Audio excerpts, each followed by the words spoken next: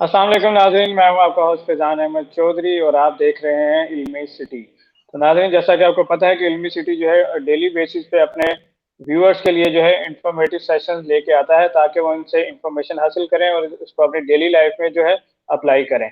तो नाज़रीन, आपको जो आज का हमारा टॉपिक है उसके बारे में बताता चलूँ कि आपने ये शो अगर देख रहे हैं तो उसको पूरा देखें, कंप्लीट देखें, क्योंकि आज का शो जो है वो बहुत इम्पोर्टेंट है उन लोगों के लिए, उन नौजवानों के लिए जो कि बाहर जाना चाहते हैं, मतलब फॉरेन जाना चाहते हैं और वहाँ पे खास तौर पे मिडिल ईस्ट कंट्रीज में जाना चाह रहे हैं, जहाँ पे वो काम करना चाहते हैं। तो उनके लिए ये जो आज का शो है वो बहुत इम्पोर्टेंट है। और इस शो के मुतल्लिक, इस टॉपिक के मुतल्लिक जो आज हमारे साथ स्पीकर गेस्ट हैं हमारे, वो मोहम्मद हनीफ मलिक साहब हैं, जो कि एचआर में काफ़ी वसी तजर्बा रखते हैं और इसके अलावा ये पॉलिटिकल करियर भी इनका काफ़ी वसी तजर्बा है। तो first of all thank you sir, most welcome आपको इल्मी सिटी के प्लेटफॉर्म पे। Thank you so much Faizan साहब। थैंक यू एल्मी सिटी, और स्पेशली जो ऐसे आप जो मौके दे रहे हैं और ये जो पॉजिटिव मैसेज लोगों तक जा रहा है, ये बहुत अच्छी काविश है आप लोगों की। I appreciated at all for all your efforts and your team for Elmi city. Thank you sir, thank you so much. तो नाज़रीन, जैसा कि मैंने आपको पहले अर्ज की कि हमारा आज का जो शो है उन नौजवानों के लिए, उन लोगों के लिए बहुत इम्पोर्टेंट है जो कि बाहर जाना चाहते हैं और अपने ख्वाब जो है वो पूरा करना चाहते हैं। तो नाज़रीन, बढ़ते हैं आज के अपने इस टॉपिक की तरफ के ज़ीरो टू हीरो, कि आपने जो है शुरू से जो है वो एंड तक, मतलब कि अपनी सक्सेस को कैसे फॉलो करना है, अपनी सक्सेस तक कैसे जाना है। तो इसके लिए आज हमारे साथ मोहम्मद हनीफ साहब मौजूद हैं।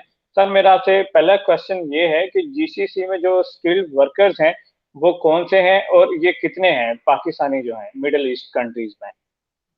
फैजान साहब, स्किल्ड वर्कर की बेसिकली 3 कैटेगराइज में इनको किया जाता है। Skilled worker, semi skilled and non skilled. Unskilled ji. उसको कह सकते हैं। जो स्किल्ड वर्कर वो होते हैं जो बेसिकली कोई ना कोई हुनर रखते हों, कोई ना कोई ट्रेनिंग की हो, कोई ना कोई उनके पास एक्सपर्टीज हो जिस बेस पे वो एक अपना इंडिपेंडेंट काम कर सकें, तो ये स्किल्ड वर्कर होते हैं। एक सेमी स्किल्ड होते हैं जो फुल्ली ट्रेंड नहीं होते, फुल्ली एक्सपीरियंस इतना नहीं रखते, और उनके पास ये होता है कि वो यू कैन से 50% टू 70% वो जानते हैं उस फील्ड में, तो वो सेमी स्किल्ड होते हैं। एक दूसरे लफ्ज़ उसको कहते हैं अनस्किल्ड वर्कर, वो होते हैं जो आप कह लें कि दूसरे लफ्ज़ों में जिनका बिल्कुल एक्सपीरियंस नहीं होता, उनको जैसे पैकिंग में लगा दिया, लेबर में लगा दिया, वो बंदे वहां जाके जीरो से स्टार्ट करते हैं और उससे अनस्किल्ड से सेमी स्किल्ड फिर स्किल्ड होते हैं। ये 3 कैटेगरीज होती हैं। और स्पेशली जीसीसी की बात करें, यहाँ जितने भी हमारे पाकिस्तानी लोग हैं, जितने भी पाकिस्तानी वर्क फोर्स है, स्पेशली मैं ब्लू कलर की बात करूंगा, ये जितने भी हैं ये सारे मोस्टली कंस्ट्रक्शन फील्ड में है, इधर ऑयल एंड गैस फील्ड या कंस्ट्रक्शन फील्ड में है। तो इसकी जो फिगर है around about you can say 4.7 million है। अगर इसको मैं कंट्री वाइज कैटेगराइज करूं तो केएसए में तकरीबन 2.5 मिलियन है, यूई में 1.6 मिलियन है, ओमान में 275,000 है, कतर में 130 है, बहरीन में 110 और कुवैत में 85,000 है। ये सारे मिला के 4.7 मिलियंस बनते हैं। तो ये एक ह्यूज यू कैन से कि पाकिस्तानी वर्कफोर्स इन एरियाज में पाई जाती है। तो ये मोस्टली जो है इनमें 70 टू 80% वो लोग हैं जो डायरेक्टली कंस्ट्रक्शन फील्ड के साथ लिंक्ड हैं, इधर ऑयल एंड गैस फील्ड के साथ। तो बाकी कुछ ऐसे हैं जो डिफरेंट सेल्स में या मार्केटिंग में या पैकिंग में, वो डिफरेंट में काम करते हैं। मोस्टली इसमें कंस्ट्रक्शन फील्ड के लोग हैं। जी। तो सर, जिस तरह आपने बताया कि 4.7 मिलियन जो लोग हैं वो के मिडिल ईस्ट कंट्रीज में हैं जो कि पाकिस्तानी हैं, एज अ लेबर जो कि काम कर रहे हैं, ब्लू कॉलर जिनकी बात करते हैं। तो सर, आपसे मेरा जो नेक्स्ट क्वेश्चन है वो ये है कि जो नौजवान ख्वाब देखते हैं कि हम बाहर जाएंगे, अपने सपनों को पूरा करेंगे, ख्वाब को पूरा करेंगे, तो कुछ ऐसे भी हमारे माशरे में हैं जिनको एजेंट्स वगैरह जो लोग बन के घूम रहे हैं, कि जो कि फ्रॉड करते हैं अक्सर लोगों के साथ। पैसे अक्सर सुनते हैं हम कि फलां बंदे के साथ फ्रॉड हो गया पैसे लेने के बाद। तो इनके बारे में आप क्या गाइड करना चाहेंगे कि पेपर्स को कैसे वेरीफाई किया जाए और इसके कौन सी ऐसी कीज हैं जिनको माइंड में रखना चाहिए अप्लाई करने से पहले? मैं जो पिछला एक आपका आंसर किया उसको थोड़ा सा करेक्ट कर दूं। जितने 4.7 मिलियंस लोग हैं, इनमें से ये टोटल व्हाइट कलर और ब्लू कलर मिला के जो average you can say 80 to 85% जो लोग हैं वो ब्लू कलर हैं, 10 to 15 मैक्सिमम 20% जो होंगे वो ब्लू कलर है, दोनों मिला के 4.7 है। अच्छा, दूसरा जो आपने अभी सवाल पूछा है, इसमें ये है कि जब भी आप रिक्रूटमेंट के लिए जाते हैं तो सबसे पहले एक लफ्ज मैं आपको बताऊंगा, फोकस। अब फोकस की मीनिंग क्या होते हैं कि मैं उसकी थोड़ी सी आपको एक्सप्लेन करूंगा। फोकस उनको फॉलो करना चाहिए, फोकस को। फोकस मतलब F follow, O on, C course, U until success. Follow until course, follow on success, follow on course until success. इसको मजीद में एक्सप्लेन करता हूँ कि किसी भी फील्ड में किसी भी काम में आप जा रहे हैं तो आपको सबसे पहले जिस काम में जा रहे हैं आपने कोई भी कोर्स लेके चल रहे हैं, लेट्स से आपने कहना है जी मैंने यहाँ से फिटर बन के जाना है, उस फिटर को आपने फॉलो करना है टिल सक्सेस तक। तो इसको आप लेके चलेंगे तो इंशाल्लाह आप कामयाब होंगे। और इसमें जो आप एजेंट की बात कर रहे हैं, इसमें सबसे पहले जो भी इंटरेस्टेड हैं, आना चाहते हैं, तो उनको रिसोर्स जो है वो रिसोर्स वो देखना चाहिए जो रिलायबल रिसोर्स है। लेट्स से एक कंस्ट्रक्शन कंपनी है, उसके वहाँ इंटरव्यू चल रहे हैं, या कोई ऐसी जो ऑपरेशनल कंपनी है उनके इंटरव्यूज वगैरह चल रहे हैं, उसमें कुछ लोग ऐसे होते हैं जो दरमियान में एजेंट टू सब एजेंट काम करते हैं। वो कहते हैं ठीक है जी मैं आपका काम करवा देता हूँ, आप मेरे साथ डील करें। वो बेचारे जानने के शौक में उनसे बात करते हैं, ठीक है जी करवा दें, कुछ पैसे वो ले लेते हैं, कुछ आगे जाके लेके जाते हैं, और उनको ये पता नहीं होता मेरा किस पोजीशन के लिए इंटरव्यू हुआ है, मेरी कितनी सैलरी होनी है, मैंने वहां जाके क्या करना है। और वो जो लैक ऑफ इंफॉर्मेशन जो डायरेक्ट क्लाइंट टू एम्प्लॉय तक जानी चाहिए वो नहीं पहुंची, जिसकी वजह से उनको काफी ज्यादा चांसेस होते हैं फ्रॉड के। और स्पेशली होता क्या है, लेट्स से जैसे एक रिलायबल रिसोर्सेज नहीं है, मेरा कुछ जानने वाला है, वो आगे किसी जानने वालों को कहता है ठीक है जी मैं आपको बहरीन भिजवा देता हूँ, आप इतने पैसे दें। वो बेचारा उनकी बातों में आके बहरीन तो पहुंच जाएगा, उसको ये पता नहीं होगा मैंने वहां जाके क्या करना है, मैंने काम क्या करना है, मेरे पास पोजीशन क्या होनी है, मेरी वहां पे रिस्पॉन्सिबिलिटीज क्या है, मेरी अकोमोडेशन क्या है। वो यहाँ आके उसको छोड़ देते हैं क्योंकि उन्होंने पैसे कमाए होते हैं, तो बेचारा यहाँ आके वो ज्यादा तकलीफ में आ जाता है। तो उसके लिए जो कुछ पॉइंट्स हैं जो मैं हाईलाइट करना चाहूंगा उन लोगों को क्या क्या करना चाहिए। तो सबसे पहले तो उनको रिलायबल रिसोर्सेज पे फोकस करना चाहिए। इधर कोई कांटेक्ट पर्सन है उनका, या पाकिस्तान में जो रिक्रूटमेंट एजेंसीज है अभी तो काफी बनी हुई है, उनमें जो रिलायबल है, जिनका देखें डाटा चेक करें, जिनका इन आउट अच्छा है, लोग अच्छे से जा रहे हैं, अच्छी कंपनी के साथ लिंक्ड है, वो करना चाहिए। और उसके बाद जो एग्रीमेंट है, जो कोई भी वीजा जीसीसी में अप्लाई नहीं होता जितनी देर तक एम्प्लॉय एक एग्रीमेंट साइन नहीं करता। वो एग्रीमेंट जब उसने साइन करना है उसको क्लियर रीड करना चाहिए। अगर उसको समझ नहीं आती, नहीं बढ़ पाता, तो वो किसी साथ वाले से या जो उसका इंटरव्यू ले रहे हैं उनसे पूछना चाहिए, भाई मुझे थोड़ा सा ये एक्सप्लेन कर दें। उसमें दो तीन चीजें ये हैं कि एक उसको पोजीशन देखनी चाहिए, मैं किस पोजीशन के लिए जा रहा हूँ, और इसके अलावा उसको अपनी जो सैलरी है वो भी देखनी चाहिए, पूछनी चाहिए, कैलकुलेट करने चाहिए पाकिस्तानी हिसाब से, भाई मेरी कितनी सैलरी बनती है। ये चीजें बिल्कुल बेसिक हैं। और जब ये इंटरव्यू के लिए जाना है उसको डायरेक्टली खुद अपेयर होना चाहिए। बाज़ औक़ात क्या होता है, हर कंट्री में, पाकिस्तान की बात नहीं कर, हर कंट्री में चीटिंग चलती है कि कोई और बंदा चला जाता है इंटरव्यू के लिए तो सिलेक्शन किसी और की हो जाती है। जिस बंदे की सिलेक्शन होती है उसको पता ही नहीं होता कि मैंने क्या करना है, किस पे मिलना है, क्या अवेयरनेस है, किसी चीज का पता नहीं होता। जब वो बंदा अब्रॉड पहुंच जाता है तो उसको फिर आइडिया नहीं होता, तो इसकी वजह से उसको काफी ज्यादा तकलीफ होती है। तो इसके अलावा मैं ये कहता हूँ कि उसको अपनी प्रॉपर पोजीशन के लिए अप्लाई करना चाहिए। लेट्स से एक बंदा मैकेनिकल का काम जानता है, उसको मैकेनिकल फील्ड में जाना चाहिए, उसको सिविल में नहीं जाना चाहिए। अगर वो अपनी फील्ड में नहीं जाएगा तो बाहर आकर उसको तकलीफ होगी। जी। तो नाज़रीन, जिस तरह आपने सुना कि सर ने बताया कि आपकी जो एप्रोप्रिएट फ़ील्ड है जिसमें आप स्किल्ड हैं या जिसमें आप महारत रखते हैं, उसमें अप्लाई करें, तो आपको जो है सक्सेस के चांसेस जो हैं वो 100% हो जाते हैं।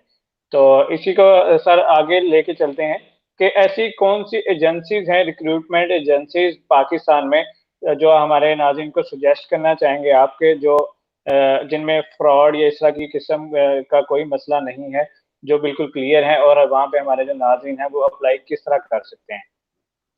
देखिए, रिक्रूटमेंट एजेंसीज ये भी एक बड़ा अच्छा प्रोसीजर है जो पाकिस्तान गवर्नमेंट करना चाह रही है, पर उसमें लोग वायलेट कर रहे हैं। एक ओवरसीज एम्प्लॉयमेंट कॉर्पोरेशन है, ये सारी रिक्रूटमेंट एजेंसीज उनके अंडर होती हैं। एक जब लाइसेंस इशू होता है तो वो उस एजेंसीज के थ्रू, उस कॉर्पोरेशन के थ्रू होता है। तो जो ही कोई उनके पास एक डिमांड आती है लेट्स से किसी कंट्री से, तो उन्होंने वहां से अप्रूवल लेके ये ऐड लगानी होती है। जब ऐड लगती है तो उसके बाद उनके इंटरव्यूज वगैरह स्टार्ट होते हैं, क्लाइंट आता है, वो सारी चीजें प्रोसेस होती हैं। उसमें देखने वाली चीज ये है, जिस जगह पे वो इंटरव्यू देने जा रहे हैं उनको पता होना चाहिए ये इदारा कितना पुराना है, कितना एथेंटिक है। और आजकल नेट दौर है, सारी इंफॉर्मेशन मिल जाती है, वहां से भी थोड़ा सा सर्च कर लें भाई, ये जो इदारा जिसमें मैं जा रहा हूँ, लेट्स से मैं आपको एग्जांपल दूं, एक वहाँ लाहौर में है मेंस हॉल। तो ये एक्स डस्कोन के मोस्ट सीनियर पर्सन थे जो वहां से रिटायर होकर इन्होंने अपना इदारा बनाया। इन्होंने एक बड़ा अच्छा सा सिस्टम किया हुआ है। इन्होंने क्या किया, अपने अनस्किल्ड बंदों को लेके वहां ट्रेन करते हैं, सेमी स्किल्ड करते हैं, सेमी स्किल्ड से स्किल्ड भी करते हैं। तो फिर ये बंदे बाहर जाते हैं, वो उनके हाथ के ट्रेंड किए होते हैं, मोटिवेशनल होते हैं, उनको प्रॉपर मोटिवेशन होती है। तो ये बंदे बाहर जब जाते हैं तो इनको कोई ऐसी तकलीफ नहीं होती।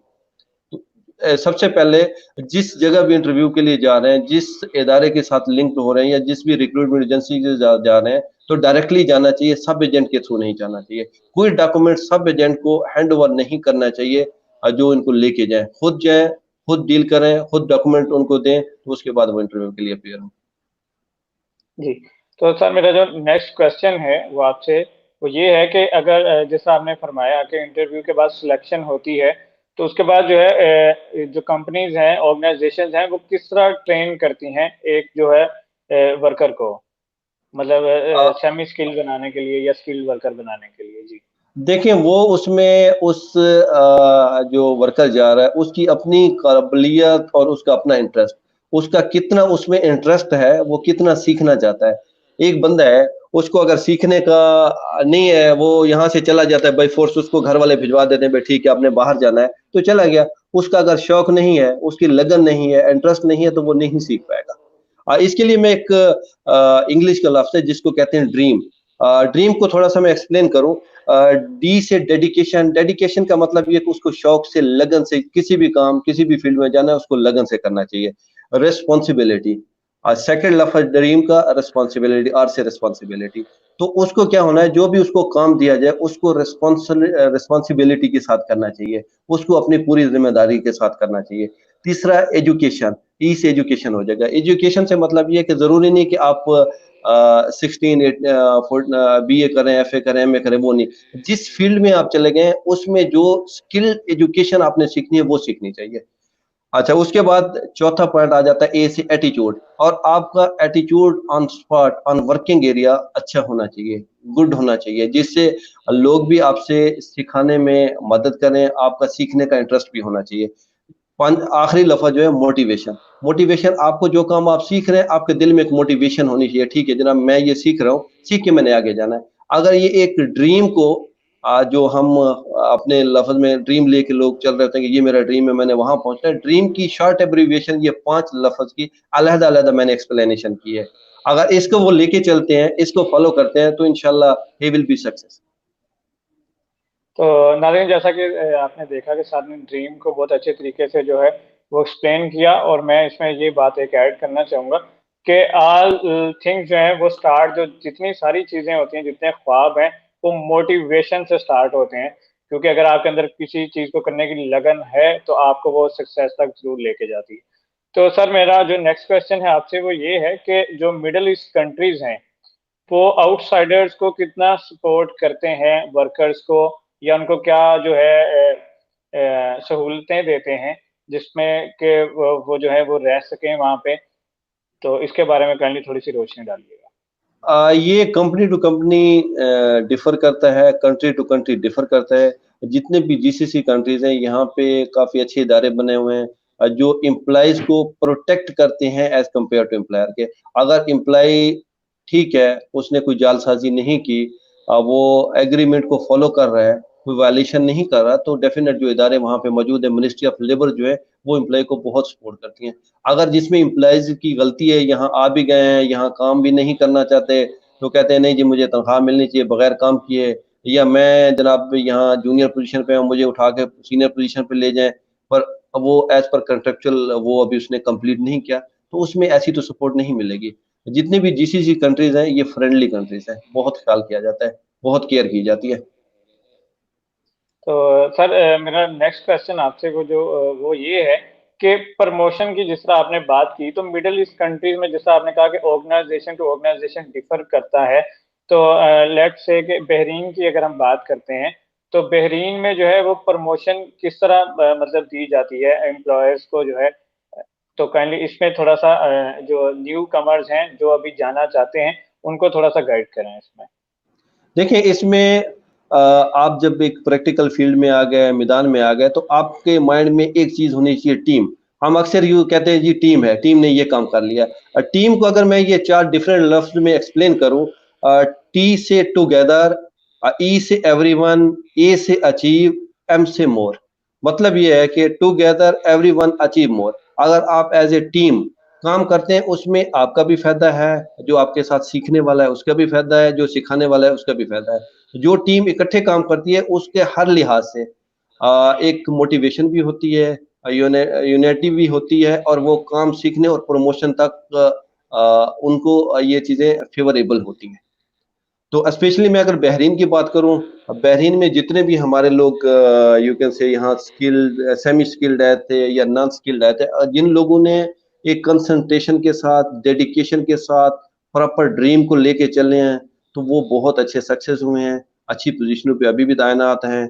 जिन्होंने कहा नहीं जी हम आए हैं तो बाहर का नाम था, पहुँच के हमें ये सारी चीज़ें, घर भी बनाना है, गाड़ी भी लेनी है, ये सारी चीज़ें हमें साल 2 साल में करनी है, तो वो फिर बेचारे क्या करते हैं, या यहाँ टेंशन में रहते हैं, घर वालों को भी टेंशन देते हैं, या वापस चले जाते हैं। तो सबसे पहले एक माइंडसेट होना चाहिए, मैं बाहर जा रहा हूँ तो मुझे अच्छे से ये सारी चीज़ें लेके चलनी है, वहाँ कूल, कॉम, ऐसा-ऐसा सारी चीज़ें ग्रोथ होती है। एकदम देखिए आप एक पौधा लगाते हैं, तो एक दिन तो बड़ा नहीं होता, फल देना शुरू नहीं करता ना। जी ये भी आप ऐसा समझ लें कि एक अनस्किल्ड बंदा बाहर आता है, तो उसको भी ऐसे टाइम लगेगा उस लेवल तक पहुँचने के लिए।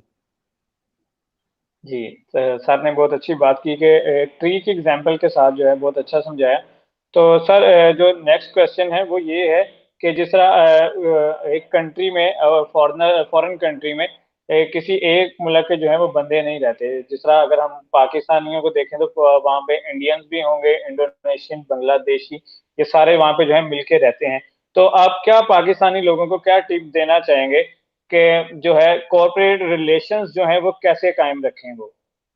फैज़ान साहब, सबसे पहले तो उनको पता होना चाहिए हम किसके लिए आए हैं। अगर उनके माइंड में एक चीज़ है, हम वहाँ कमाने के लिए हैं, हमारे कमाने से हमारी फैमिली चलती हैं, हमारा पीछे घर का चूल्हा चलता है, तो उनको ऐसी एक्टिविटीज़ में कुछ माइंड में ऐसी चीज़ लेके, खुदा न खास्ता हमने जनाब फलाँ कंट्री से जंग करनी है, फलाँ से करनी है, ये सारी मीडिया शोज़ होते हैं। हम यहाँ प्रैक्टिकली, मैं पिछले 16-18 साल से बहरीन जीसीसी में हूँ, तो कभी मुझे ऐसा इश्यू नहीं हुआ किसी अदर देन पाकिस्तानी नेशनल या किसी नेशनल के साथ हमारी कोई हार्ड टॉक हुई हो, किसी पॉलिटिकल मैटर्स पे, किसी ऐसी सिचुएशन बनी हो जी आप ये कर रहे हैं, हम ये कर रहे हैं, ये सारे को-वर्कर होते हैं, इकट्ठे रहते हैं, इकट्ठे काम करते हैं, और सबसे मेन यहाँ पे जो रोल होता है, जो कंपनीज़ होती हैं, उनका काफ़ी ज़्यादा इसमें रोल होता है। वो इनको मोटिवेशनल लेक्चर देती हैं, इनको समझाती हैं, भई आप लोगों ने इकट्ठे रहना है। जब एक टीम में 4 इंडियन हैं, 2 बंगाली हैं, 3 पाकिस्तानी हैं, तो सारों ने मिल के करना है। जो उसका सुपरवाइज़र है, जो उसका लीडर है, वो अगर इनको अच्छे तरीके से हैंडल कर पाएगा तो कोई इश्यू नहीं है। तो जहाँ पे कोई प्रॉब्लम होती है तो वो समझ लें कि टॉप से होती है। जो उसका सुपरवाइज़र होगा या उसका ऊपर वाला बंदा जो उसको लीड कर रहा होगा, अगर वो उनके माइंड में ऐसी चीज़ को डाल देगा तो जिसकी वज़ह से प्रॉब्लम हो सकती है, अदरवाइज़ नहीं होती। जी। तो जैसा सर आपने समझाया कि ये प्रॉब्लम भी आ सकती है, तो हमारा जो माइंड सेटअप जो है वो थोड़ा इस तरह का कर दिया गया है एज़ अ नेशन कि अगर हम किसी फॉर एग्ज़ाम्पल इंडियन से ऐसा करेंगे तो हमें लगता है कि वो हमारा एनिमी है, दुश्मन है। तो आपने बहुत अच्छा तरीके से समझाया कि पहले जो है फ़ोकस होना चाहिए। अगर आपका फ़ोकस है तो आपको वो किसी चीज़ से हटने नहीं देगा। तो सर अभी जो मेरा नेक्स्ट क्वेश्चन है वो इस तरफ है कि जितने भी हमारे ये जो वर्कर्स जाते हैं यहाँ से पाकिस्तान से, तो उनकी तरबियत में मतलब उनको गवर्नमेंट को आप क्या सजेशन देना चाहेंगे कि उनकी तरबियत या उनका नॉलेज कैसे इंक्रीज़ किया जाए ताकि जो है कॉर्पोरेट रिलेशन में वो ज़्यादा से ज़्यादा बनाएँ, बजाए इसके कि वो हेट स्पीचेज़ या इस तरह की जो एक्टिविटीज़ हैं, उनमें पड़ें?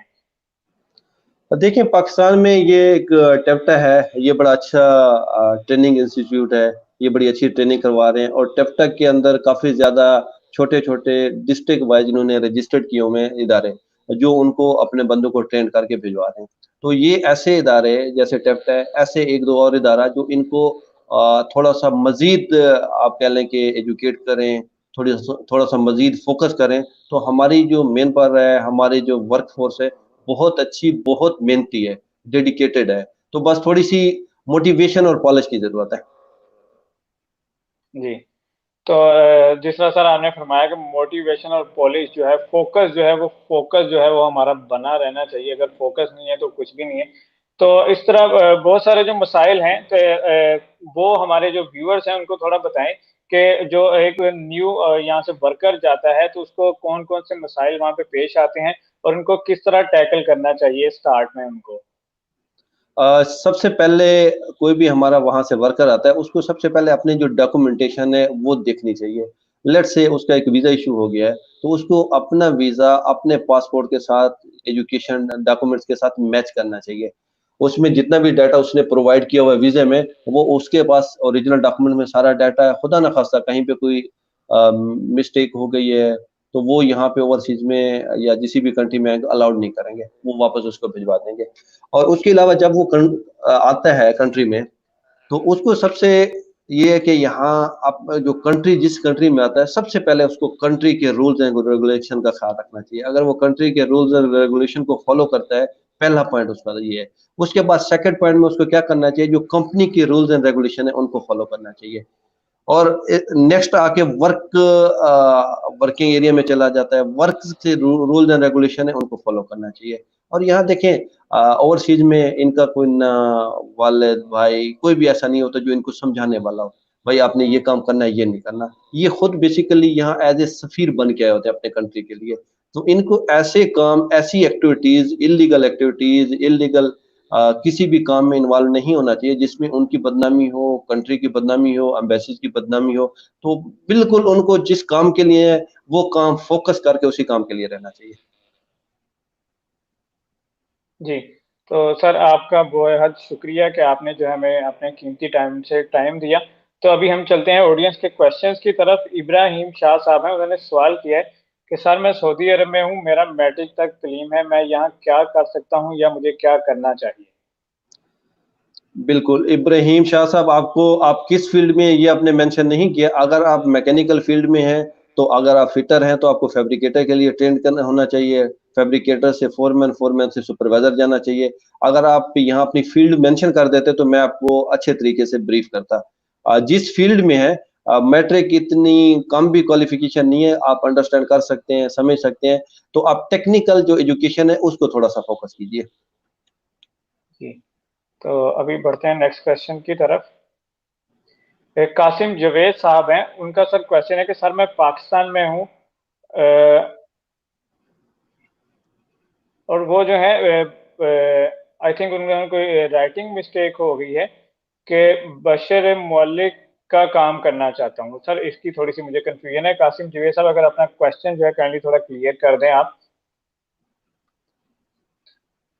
तो सर मैं आपसे जो है वो नेक्स्ट क्वेश्चन अपना जो है वो पूछना चाहूँगा कि आप क्या सजेशन करेंगे कि ऐसे कौन से बिजनेस रूल्स हैं, अगर कोई पाकिस्तानी जो है जो फॉरेन में बिजनेस करना चाहता है, तो ऐसे कौन से रूल्स हैं जो जिनको वो फॉलो करना चाहिए मिडिल ईस्ट कंट्रीज के? अब मिडल ईस्ट के जो रूल्स एंड रेगुलेशन है बिल्कुल नीट एंड क्लियर हैं, तो इनको स्ट्रेट फॉरवर्ड अपने यहाँ के रूल्स एंड रेगुलेशन को फॉलो करने चाहिए।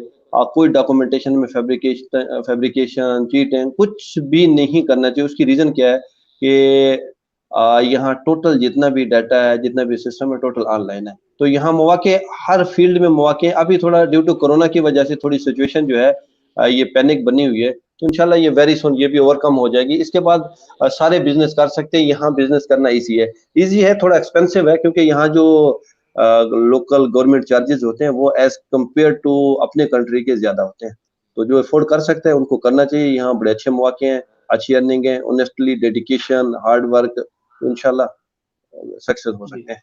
तो सर कासिम जुवैर साहब का जो क्वेश्चन था वो ये था कि वो अभी फिलहाल जो है वो पाकिस्तान में है और वो बाहर जाके सऊदीया में जो है वो अपने किस्मत आजमाना चाहते हैं या काम करना चाहते हैं, तो उनको आप क्या गाइड करना चाहिए?